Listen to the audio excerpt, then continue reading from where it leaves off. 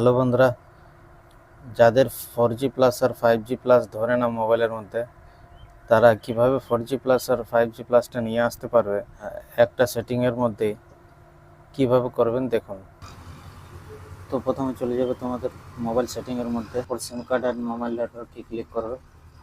তারপরে যে সিম আছে এয়ারটেল বা জিও সেখানে ক্লিক করবে। তারপরে অ্যাক্সেস পয়েন্ট নেমে ক্লিক করবে। তারপরে ইন্টারনেট লেখা আছে ওখানে ক্লিক করবে। তারপর সব থেকে নিচে এসে শুধু তিনটে সেটিং করবে। অথেন্টিকেশন টাইপ, এটা পে ফর চেক থাকতে দেবে, পে ফর চেক। তারপরে এপিএম টাইপ, এটা ডিফল্ট থাকবে।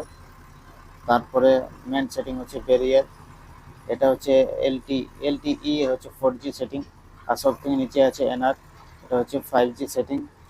তো এলটি আর 5G যদি দুটোই করতে চাও তো দুটোতেই রাইট দিয়ে দেবে আর ওকে করে দেবে।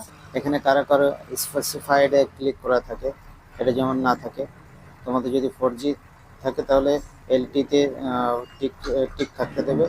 আর যদি 5G চাও, যদি 5G ফোন হয় তাহলে এনআরএ টিক করে দেবে আর ওকে করে দেবে। তারপর সব থেকে নিচে 3 ডট আছে, মোর লেখা আছে, ওখানে ক্লিক করবে। তারপর সেভে ক্লিক করে দেবে। এরপর ব্যাক চলে আসবে। এখন দেখতে পারো আমার মোবাইলে 4G প্লাস ধরে নিয়েছে।